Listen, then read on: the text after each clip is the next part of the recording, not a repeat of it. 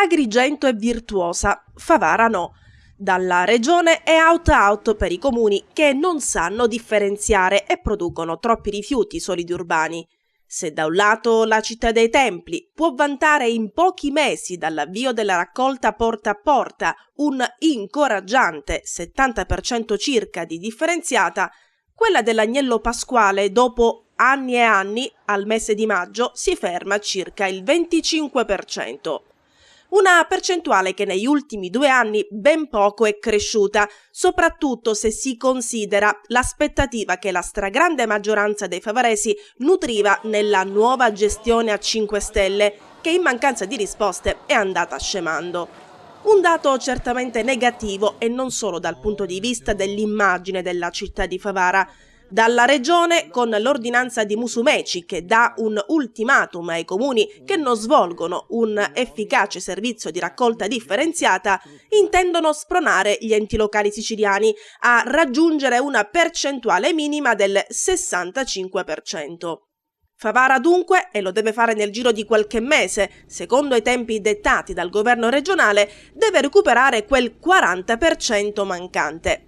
La Regione ordina ai comuni, a partire dal prossimo 1° ottobre, di non conferire nelle discariche oltre il 70% dei rifiuti solidi urbani scaricati nell'anno precedente. Le discariche sono sature.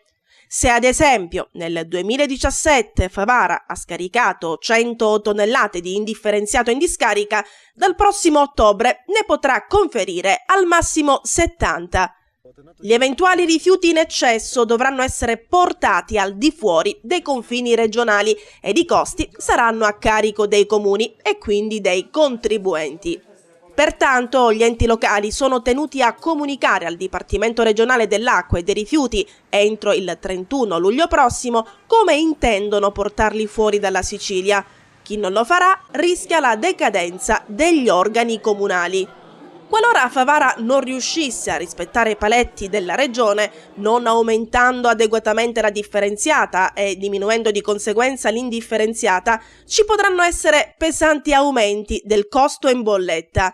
Già con il conferimento dei rifiuti nella discarica di Lentini e non più nella vicina Siculiana, i costi del servizio sono notevolmente aumentati. Figuriamoci il portarli fuori dalla Sicilia, quali costi potrebbe comportare per i contribuenti favaresi. La soluzione è differenziare e farlo bene per portare in discarica meno rifiuti e dunque risparmiare sui costi di conferimento. Favara, con verbale di deliberazione della Giunta Comunale numero 51, datato appena ieri, ha autorizzato il dirigente Alberto Avenia a mettere in atto varie azioni per incrementare la percentuale di raccolta differenziata. Innanzitutto si intende raccogliere separatamente l'umido e l'organico dal secco e per questo presto ci saranno modifiche al calendario della raccolta porta a porta.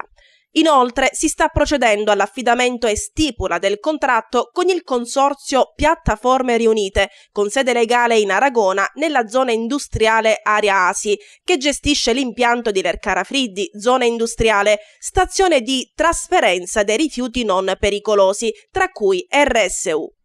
Insomma, per evitare ulteriori spese, la città dell'Agnello Pasquale deve produrre meno spazzatura e aumentare la differenziata. È indispensabile quindi che l'amministrazione comunale ponga una seria attenzione sull'educazione al tema di riciclaggio. D'altronde 2 anni sono già trascorsi e fermarsi al 25% di differenziata, soprattutto ora che Musumeci chiede il 65%, non fa certamente onore alla giunta pentastellata che in campagna elettorale ne ha fatto un cavallo di battaglia parlando di gestione in house e proponendo il sacchetto della spazzatura come futura risorsa. Come distinguere il secco dall'umido? Quali tipi di plastica si possono differenziare e quali no? Quali saranno i giorni del nuovo calendario di raccolta?